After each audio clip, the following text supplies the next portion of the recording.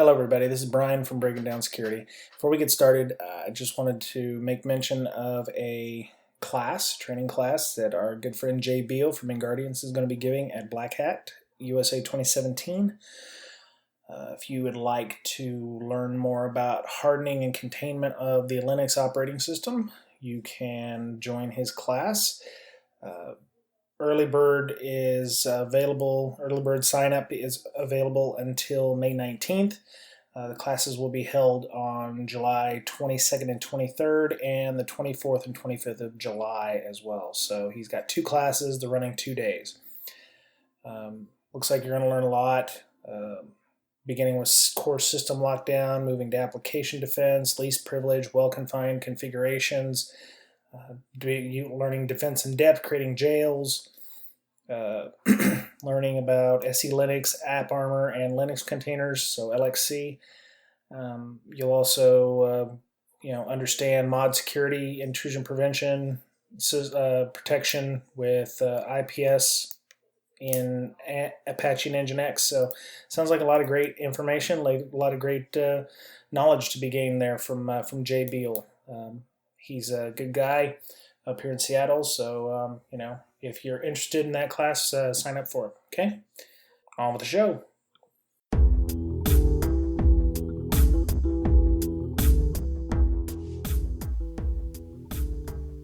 This is Breaking Down Security, and I am Brian Brake.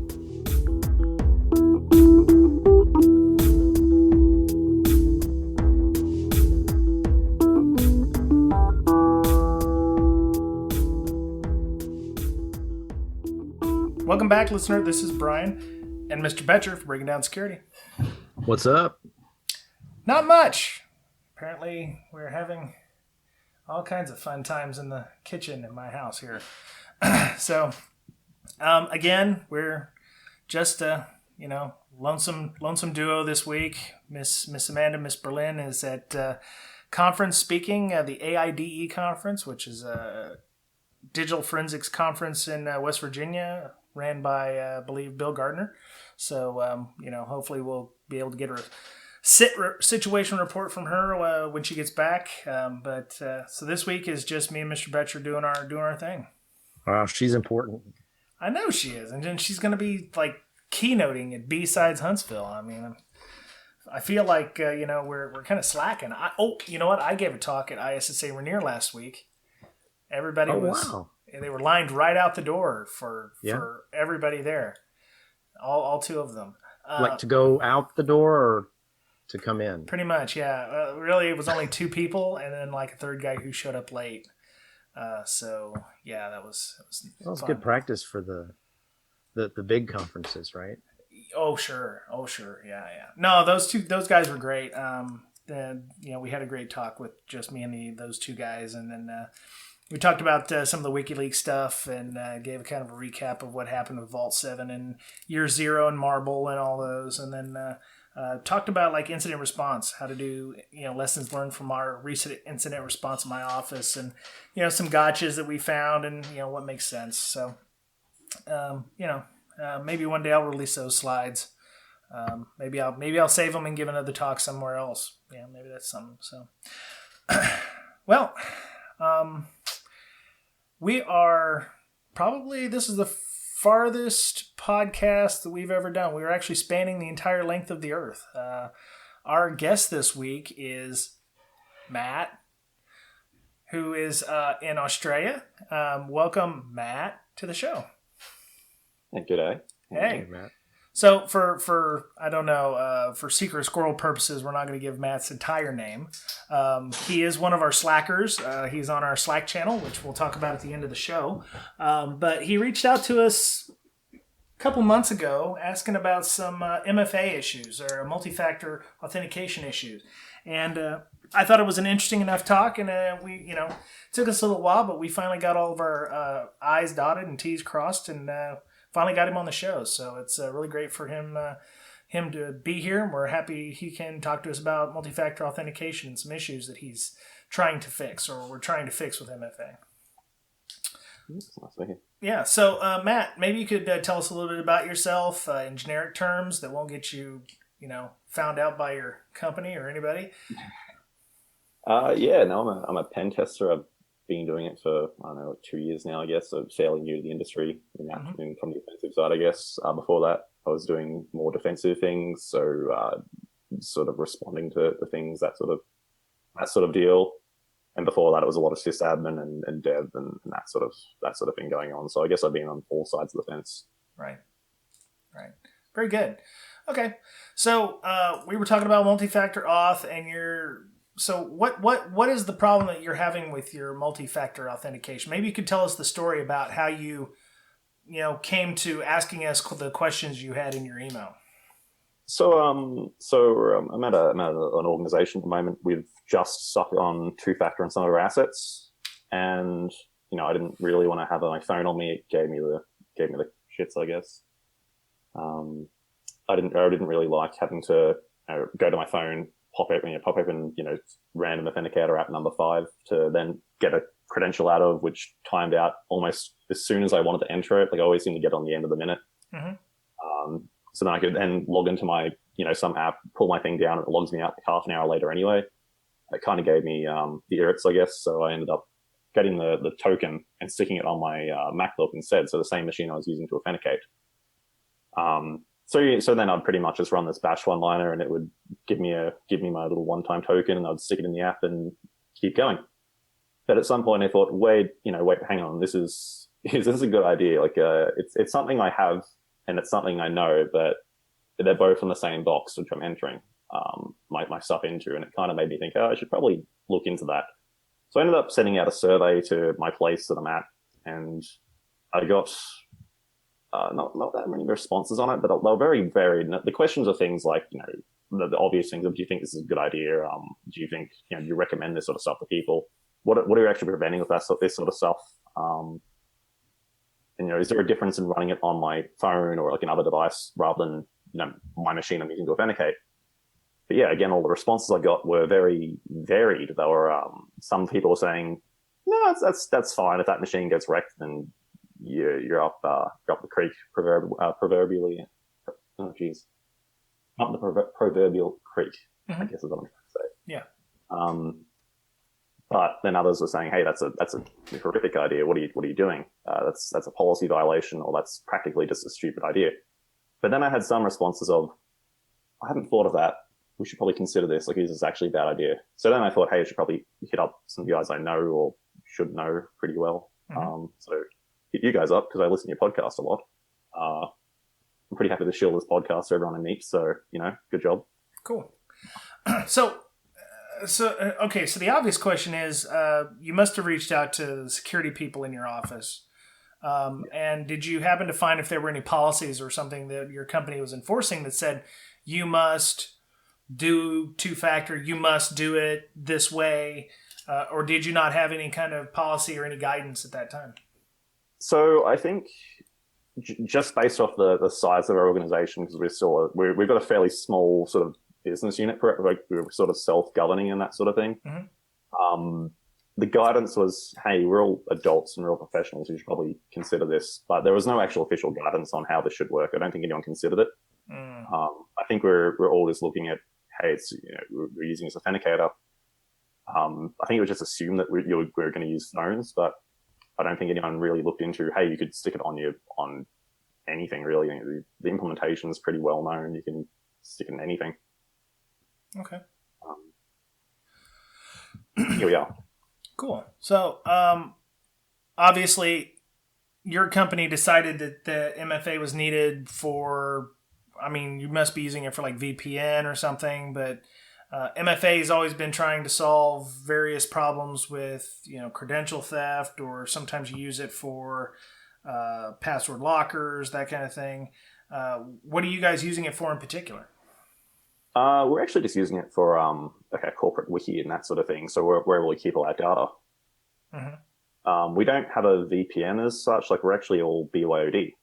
We don't really have a corporate network as such. We just use this asset, really build our stuff off that and go. Okay.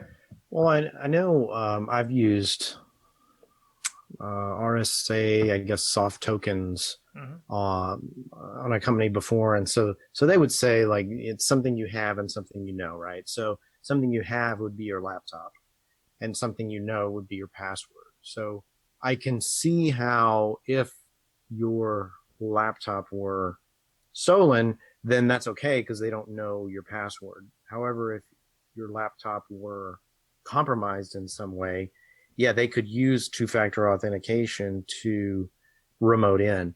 However, since we had split tunneling disabled, once they logged in, they immediately lost connection to the laptop at that point.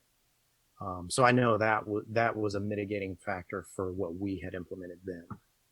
Yep, I remember those. Yeah, we used to have those at government contractor I used to work for. You had the little token on your key ring, and it just, you had to sync it every once in a while by bringing it into the office. So, so why are you kind of, the question that you asked us was what does MFA solve? So I mean, why are you trying to ask that question? It seems like that's the next logical step that companies are trying to go to. I mean, we started with, one, secure protocols, like, you're supposed to use SSH over RSH and Telnet. Okay, so we've done that. Okay, now you need to use passwords that are secure. Okay, we've gotten to that point too. And now it's like, well, now you have to use password managers because you reuse all the same passwords. And now you have to add an additional factor to that. We're trying to solve the problems of security, but now you're saying that, you're asking what does it actually solve? It seems to me that that's the cutting edge right now is, using Octopus, or you're using your Google Authenticator or any one of the other authenticators. What's the hang up that you've got with MFA in this case? So I guess the hang up I've got is it's sort of irritating to use. It stops a lot of people from just logging in the first place and getting stuff done. I honestly don't like I don't like having to find my phone and plug it in, which I guess is sort of a really terrible thing to say as a security professional. But I think it ruins your user experience. I think there's got to be a better way of authenticating and handling this sort of stuff. Like, realistically, I think multi-factor's been trying to solve this problem of someone you're reusing passwords somewhere else, and you've been spearphished for, I don't know, facebook.com or organization name.facebook.com if they're using Facebook at work, and someone reuse their creds everywhere else. I think that's the sort of stuff multi-factor's trying to solve, that we can kind of fix them. Like, we can kind of stop people from using the same password if we shield something like LastPass, which obviously has its own issues thanks to Tavis. Actually, not thanks to Tavis. Like, realistically, bugs are bugs. Yeah. You just happen to find them, I guess. Well, to be fair, the LastPass issues, I think, are mostly with the plugins that are in the browsers themselves. If you use LastPass or you use a password manager without the browser integration, which everybody's like, well, why would you do that? That's kind of stupid. I enjoy me some copy paste. I don't mind not having the automatic login on my browser. It actually skeeves me out having my browser have that kind of access to all the passwords, because it used to be you storing the passwords in the browser anyway, or in some kind of secure key manager there. I don't use any browser integration on any of my password managers. People think I'm crazy. It is kind of tedious because sometimes I do have to go into my locker and I have a 50-character passphrase. But yeah, I mean, I completely understand. So what are our options if we're not going to use a token or MFA of where you're putting in a 6-digit PIN? I don't know. I kind of like the idea of actually going back to what you just said. So I'm guilty. I do have LastPass integrated with my browser, and I love it. It's convenient. Of course, I really like it. All convenience. We're sacrificing that security for. Well, I like getting stuff done, man. Like security is my job, but realistically, I've got to write reports at some point in my day. Yeah, that's true. Do it and break stuff, but I can see why you'd go down the path of copy paste out the password belt somewhere else. Yeah. I don't know. Like, I think I like other solutions more. Like, I haven't got to play with Okta or Duo or anything like that yet. But I kind of like the idea of if my phone or some other device just said, "Hey, do you authorize this sort of thing?" So, I kind of like with a bunch of Australian banks, they'll SMS you before you do certain actions. So they'll say, "You want to transfer money somewhere," and they'll say, "Hey, did you confirm? Are you doing that? Are you going to transfer $500 to shady, company X? Yeah, sure. That's what I said. Yeah. So sort of having context around what you want to do, like I think that's a lot easier than going across another device and then entering in a 20-digit code, or I think, what's Google Authenticator? What's that do now? I don't know. So it's still 6 characters, but so you like the idea of the SMS multi-factor, because I have a friend of mine. Her name is Sarah Sharp. She's on Twitter. I'll put her handle on there. She was working with some organizations where NIST is actually going to deprecate, and that's a U.S. based organization, of course, but they tend to follow international standards, but they're getting rid of SMS related multi-factor because they figure that it's been deprecated for the duos and the octas and the RSA, whatever RSA UB version. She loves the UB keys. She loves the U2F stuff, which is another whole thing. But so, I mean, there's obviously I'm not a fan of biometrics. Would you do something like biometrics with your thumbprint or whatever? Because the argument is you really can only change your password 10 times before you can't change it anymore. And we've seen that the card readers are notoriously, false rejection rates and false acceptance rates are far too high for some of the technology to be of use. I think biometric back like local storage would be kind of okay. Like if I wasn't using that to authenticate to a website, so they literally had to scan my retinas, that would kind of freak me out. I can't change those. Yeah. But if it was authenticating to a local store, like if I had to swipe my thumbprint over like a little thing that talked to a TPM, then signed a certificate, signed a web request or something, I'd probably be more okay with that. Similar problem though, I guess, if someone grabs my machine and my thumbprints on my thumb.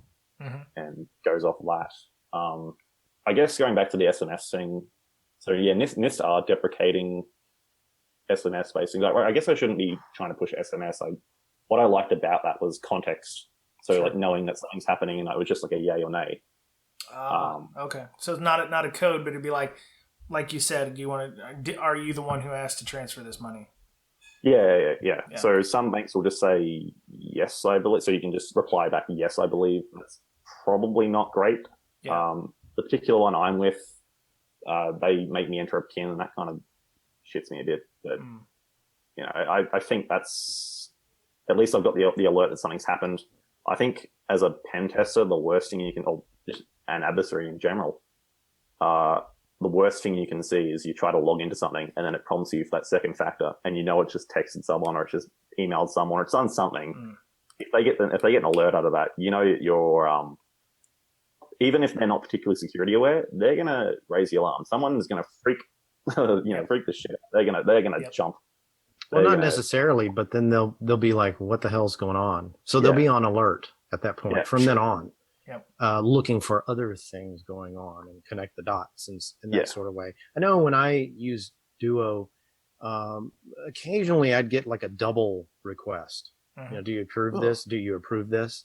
I'm thinking that's weird, but it's probably just because I'm doing it at the exact moment.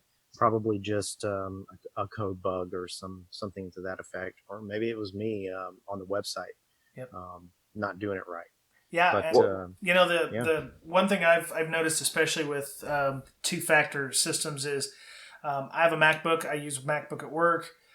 If you have things like power nap set on your MacBook, which will, if you've got it, sleeping or whatever, sometimes it'll come on. And if your VPN times out during that time, it'll ask for another Duo authentication or Duo push. So at least where I work, once in a while you get an email from somebody, I'm on the security at list, and it'll say, hey, I got a Duo push at 12:30 at night, and I know I'm not at my desk and I'm asleep and whatever, and I'm like, yeah, you have power nap enabled on your MacBook, turn that off, which is a good tip, if you so I didn't consider that, but that would that kind of scares me, because that would kind of desensitize users into maybe ignoring that. And that's one of the that's a big advantage of that sort of system of, hey, are you doing that? And you're like, yay or nay, like, did I do that? Yep. Like, yeah, I'm logged into my bank, of course. Transfer money, do that. Yeah, log me in. But if you started going down a path of a system where it gave you not not false alerts or false messages, but just something that it did actually try to authenticate, and it wasn't a security event. It was just your machine turned on at some point. Yep. If that starts desensitizing people, you just lost the one advantage you had. Well, that and you saw convenience, I guess, but that's kind of terrifying to me. Yeah, if you're a guy who's constantly getting those, you become inured to them. You're like, nah, it's just something on my whatever on my MacBook. You may actually be getting attempts or whatever. Also there's the other ones that they improperly set up your two-factor, where it's like, oh yeah, you can send an SMS push, but I don't have my phone with me. Like on Google, sometimes it's like, I don't have my phone with me, and then it'll be like, oh well, we've emailed you a code, and I'm like, okay, now they've owned my email. Now they got a code, so now they can get into my account that way or whatever. And, we've heard there's been recent talk like eBay's trying to downgrade you from somebody had an RSA token that he's had for, 15 years or something. He was blogging about it. And eBay's downgrading him to SMS-based authentication.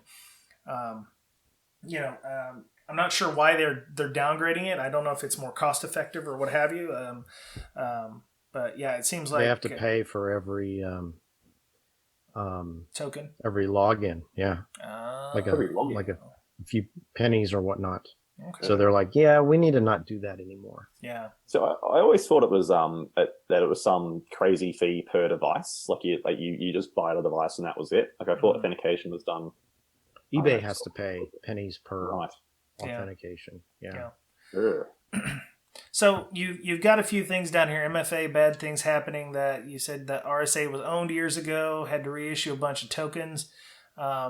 That's not an issue with software or mobile-based tokens. Of course, they can just you can just resync up, right? So that's that's not a problem. You said phishing frameworks are everywhere. Two-factor seems to. How are you saying that it makes phishing kind of dead in that case? So in one case, it turns out that U2F, as part of the authentication process, it actually checks the domain you're trying to authenticate to. Okay. It's written in some part of the spec, I believe. Is that a certificate pinning kind of thing? I'm not quite sure. I don't think it went into that sort of detail. I think it talked generically about what you're trying to talk to, generates a hash and sends it across to you, or as a product of what you're trying to communicate to. Okay. And U2F is for people who aren't understanding U2F. It's an open authentication standard, according to Wikipedia, which strengthens and simplifies two-factor auth using USB or NFC-based devices on similar technology found in smart cards. Yeah, anything NFC-based also scares me because there's enough people out there doing research on NFC that you bump a phone and you've got everybody's contacts, or you bump a phone and you can get credit card information if you use an Android Pay or Samsung Pay. I'm really more a USB kind of fan, but you're just going to lose a dongle if you don't have it on your car keys or whatever. So somewhere around here I've got a YubiKey. I don't know what it's for or whose it is, but it's.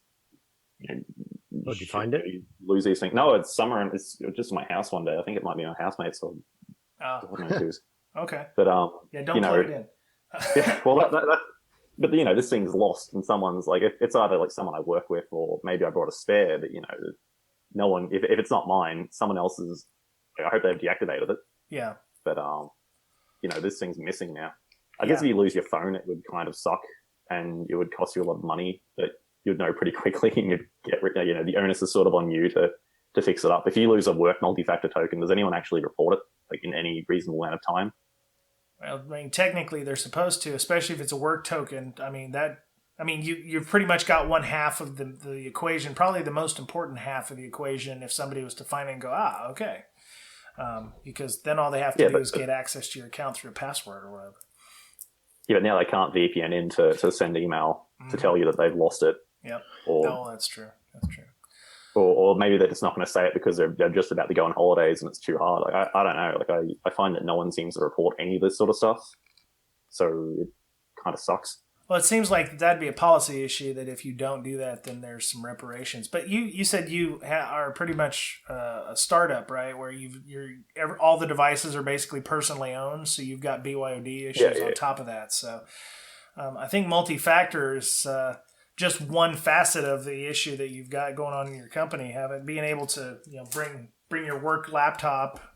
People probably torrenting the hell out of your internet connections. So Yeah. So what? Okay. So if we don't use SMS based or PIN based two-factor, what are some of the other things? I know that in our software-defined perimeter talk with Jason Garbus, there was some technologies that were mentioned that I was like, well, you almost have to implement.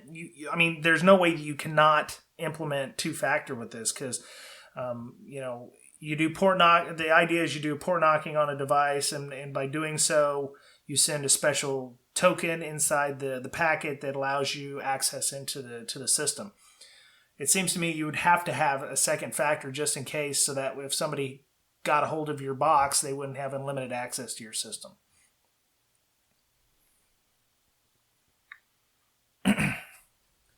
That was kind of a question. So, I mean, do you have any experience with the software-defined perimeter or implementing those kinds of technologies? I try to push Beyond Corp, so Google's Beyond Corp, a lot. The idea of sort of something similar, but the idea is that you've got a device, it's probably just a Chromebook or something like that. Yeah. You can't do much of it. It doesn't let you run code other than what's sort of published, kind of the walled garden thing. You never let the thing go into developer mode, so it always is just doing what you push to it, really.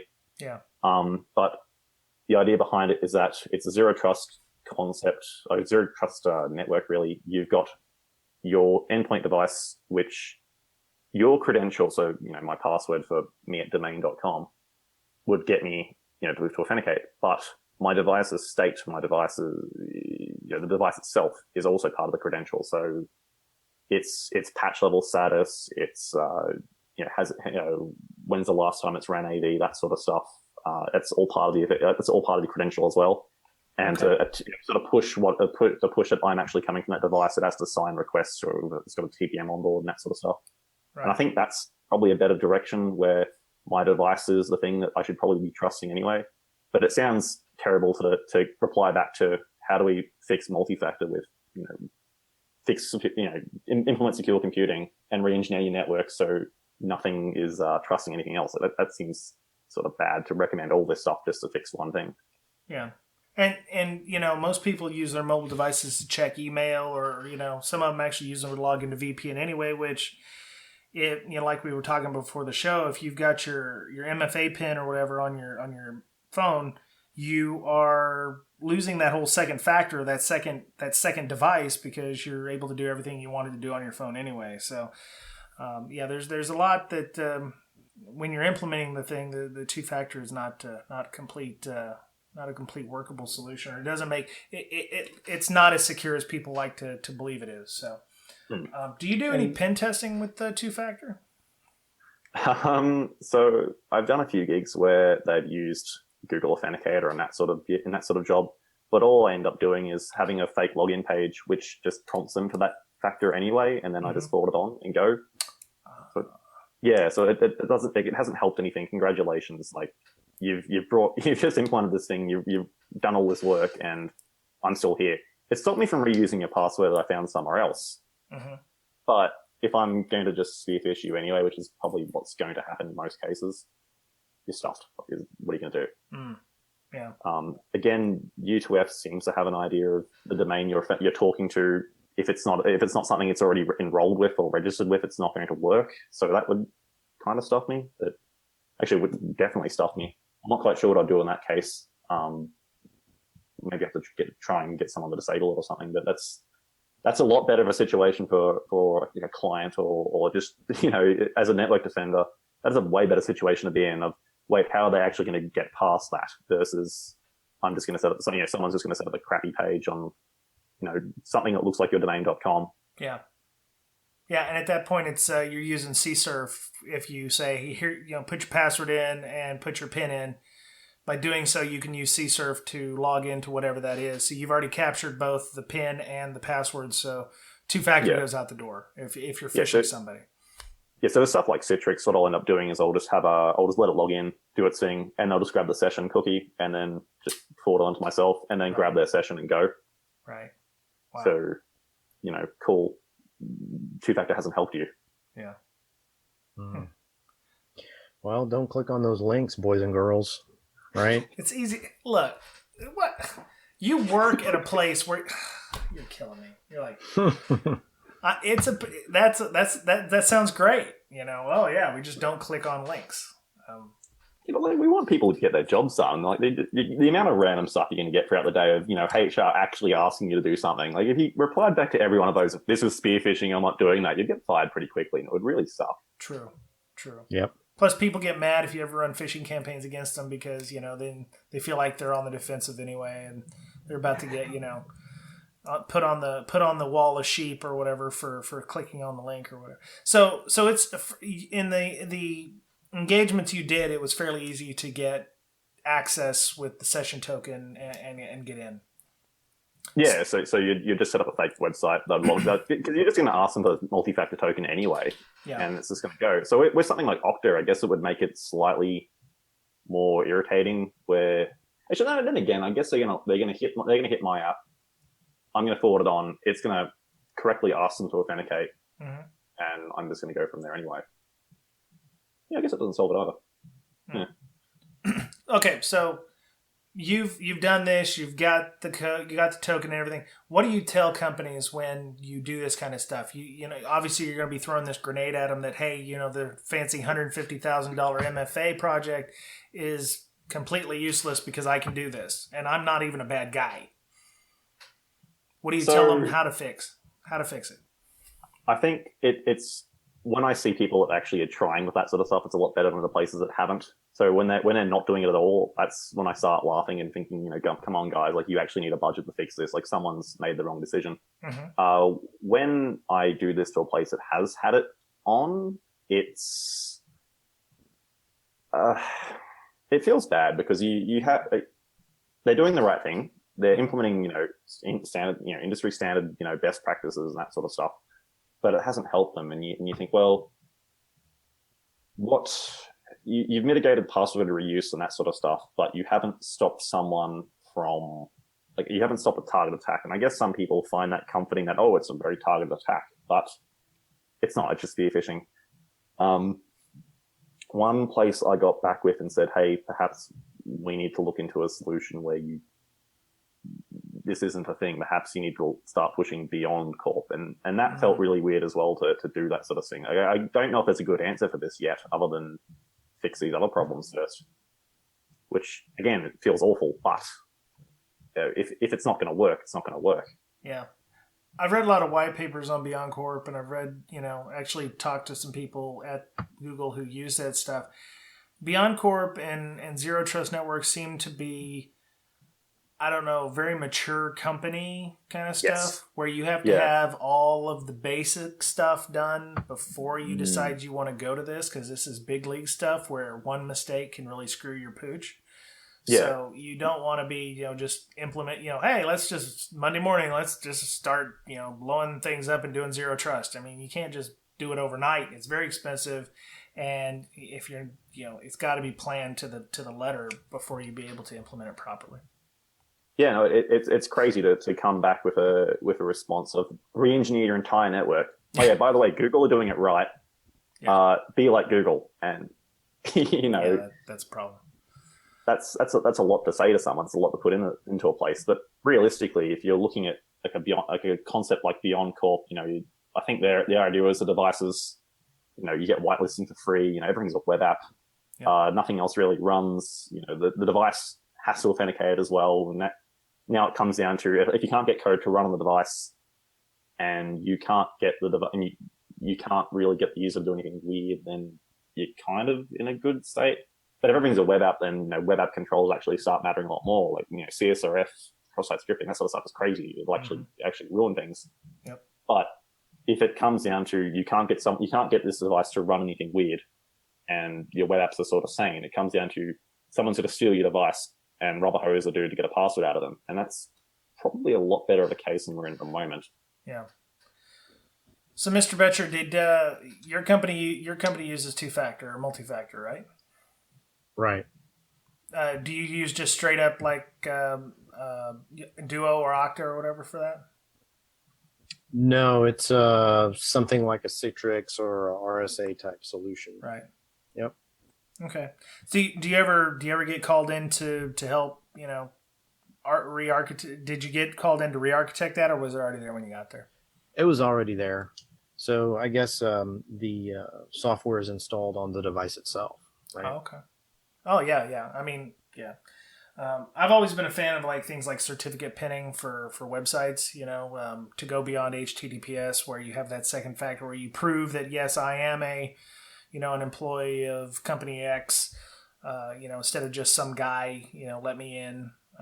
Or otherwise, if you're just, Joe Nobody, you may get to a site that may look entirely different, or it may come out with a 404, so it doesn't look like that site exists at all, because it's always checking for the certificate ahead of time. So, yep, that's a good one. When I log on to certain sites, like a portal, something like that, I have to have the certificate. I have to have multi-factor auth on my phone, like Duo, Google Authenticator, and that sort. And then I have to have the password. Yeah.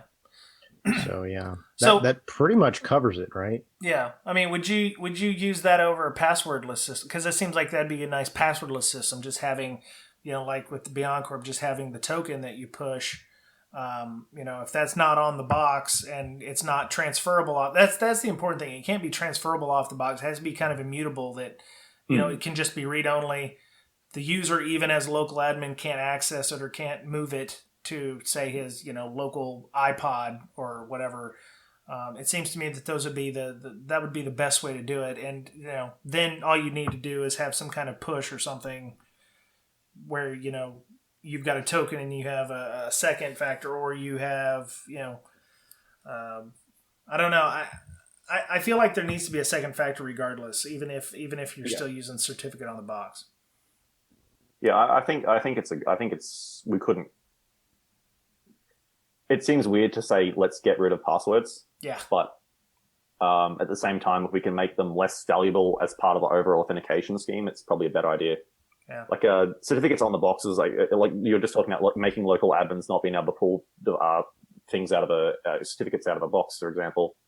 TPMs have kind of solved that. Like I had an engagement a while ago where all I ended up doing for I had code execution on a laptop for a nameless organization, and I wanted what I ended up doing is just pulling the certificate, like the certificate used for wireless authentication, out of the user's profile, out of the user's certificate store, and then I just stuck it in my other device and got in their wireless network and went to town.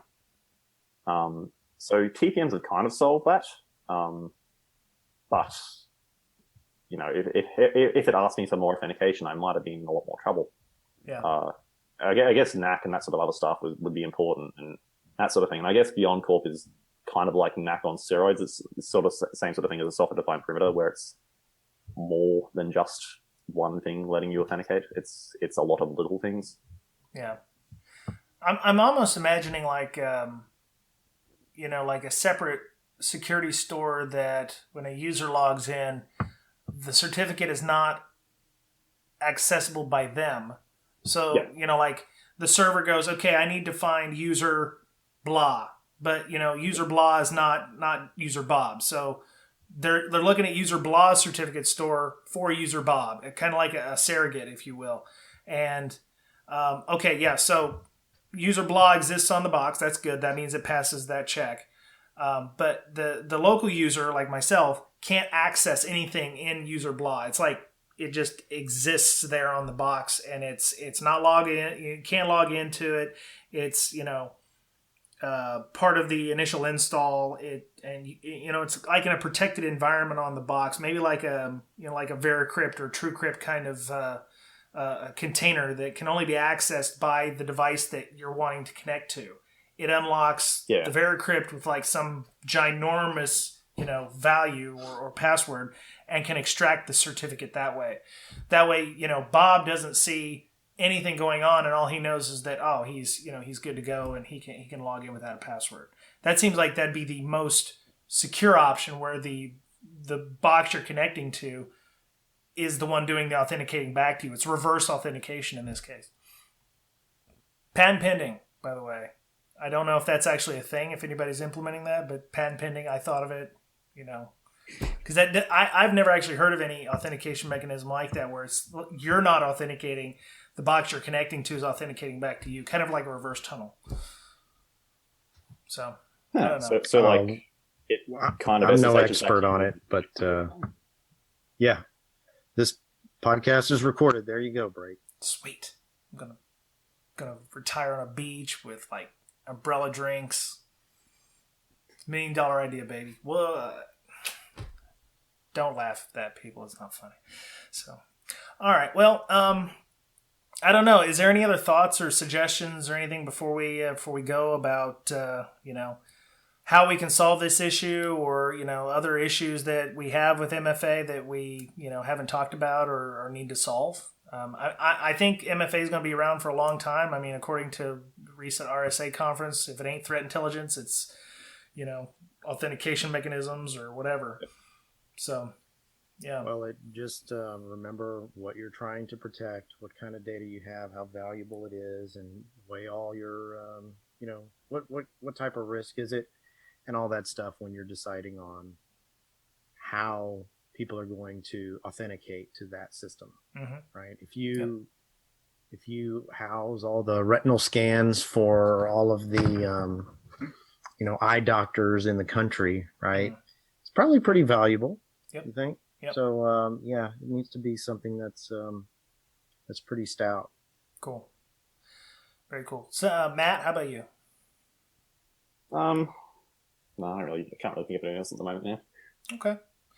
All right. Well, Matt, if somebody wanted to discuss with you in the future about, any of the MFA stuff, or, they want to comment on some of the things that you had mentioned, is there a way that they can contact you without, Just hit me up on Twitter, man. I'm at infosec_mean. So it's mostly just me talking trash. Yeah, I'm on Slack as well. Yeah, I guess that. Yeah, I'm on the BDS podcast Slack, actually. Really? What? Yeah. I've never heard of this BDS Slack. What is this? How do you get to it? I think there's a link somewhere. I think it's probably going to be in the show notes even. Oh, sweet. Mr. Betcher, how would people get to the Slack if they wanted to? I want to include Mr. Betcher more on the end part where we're talking about how to communicate. Yeah. So like you would go to breaksec.signup.team, something like that. Yes, and, very good. Sign yourself up. We've got a lot of talent on the Slack channel. Oh my God, I don't. Probably larger than the city you grew up in, right? It's getting there. I think right now, I'm logging in right now. We have 287 people in general tab. That's by far the largest. I mean, we have others. We're doing the book club, the Defensive Security Handbook with Miss Amanda and Mr. Lee. We're doing that on Sunday afternoons. We're going to start recording those, I think. We actually recorded this podcast using Zoom, which seemed to go fairly well. I mean, I'm in Seattle, Mr. Betcher's in Austin, and Matt's in, where are you at in Australia? You in the Canberra area? I'm in Canberra. Canberra? Yeah. Okay. Yeah, it's great. Would recommend. So go to Melbourne, seriously. We're only about, 20,000 miles away, or, 30,000 kilometers. 30,000 kilometers? It's a really long, long way. Yeah. Wouldn't want to walk it. Yeah. So, it'd be a bit of a swim. This worked fairly well. So, we're using the Zoom to also record our Python class. So, we have another Matt who we heard talk at B-Side Seattle. And he offered to run a 6-week Python course for us. So if you wanted to learn Python, we did that. We did the first class Thursday night. It actually went really well. We have some homework, which he likes to have turned in before the class on Thursday. So if you still plenty of time for you to join the class, get involved, watch the videos. Tuesdays are a CTF club, so we've got a bunch of stuff going on there. We're doing the Natas war game on there on the CTF club on Over the Wire. We also have a subgroup doing the Bandit one as well. So that we've got a lot going on there, man. We got a malware board, we got a DFIR board for digital forensics and incident response. We have a pen testing board, so if you have questions about pen testing, so we got a lot of stuff going on outside of the podcast on Slack. So it's a very active group. So. feel free to definitely join us. HTTPS breaksec.signup.team. And at InfoSec meme for Matt. Are you going to be anywhere where people might be able to see you? Are you going to be at any Australia-based conferences? I would love to go to DEF CON, but I think getting there at the moment might be a bit of a problem due to a bunch of circumstances at the border. So that might I'm sorry about that. Oh. Yeah, we apologize for that. Yes. You weren't the first person to tell me that they're going to eschew all of the U.S.-based conferences because of our lovely regime. So I apologize for that. Maybe you can watch them on Iron Geek's website or something this year. I'd love to come to some foreign-based ones. Maybe I'll get up to Toronto and maybe do some sector or something this year. So we'll see what my availability looks like. So, Mr. Betcher, how would people get a hold of you if they wanted to get a hold of you? Well, I'm also on the Slack channel, and you can follow me on Twitter. My handle is @BetcherPone. Are you on the Slack channel? Hit me up there. And are you on the Slack channel? Can we be honest? Are you? Am I? Well, see, you told us to please get off the Slack channel because people might beep in during the cast. So technically, I'm not on it. But such a rules lawyer. Gods. No. Yeah, actually, I'm not on it either at the moment, now you mention it. Oh, great. All right. Look, I'm going to get off of it right now, too. Anyway, so, yes, Mr. Betcher Pond is on Twitter. He's also on Slack. He actually has a job. I'm using quotey fingers when I say that, job. So that he can't be on as much as me. I tend to like just let it run in the background in my office here, which is Studio BreakSec World Headquarters. So I'm at Brian Break on Twitter. You can follow me there. We don't have a Mastodon yet, and I really don't see any real reason right now to do Mastodon. When it becomes a thing, I'll just make something up. But we don't have a Mastodon presence yet. You can also follow BreakSec podcast at BreakSec, BRAKESEC on Twitter. We're on iHeartRadio, Player.fm, TuneIn Radio app, iTunes Store, Google Play Store. There's really no place that you can't get us. We're cross-platform. We're on every possible method by which you can listen to us on the mobile. We have an RSS feed, www.breakingsecurity.com. So, and I was remiss in my duties last week. Miss Amanda was not on the show, so we did not put her contact information. You can reach her on Slack. She's on Slack at InfoSyster, INFOSYSTIR. She's also on Twitter with the same handle. And, she's been greatly missed over the last 2 weeks here, so hopefully we'll be back next week at full strength. So that was it for Breaking Down Security Podcast. Hope everyone has a great week, and we'll talk again real soon. Bye-bye.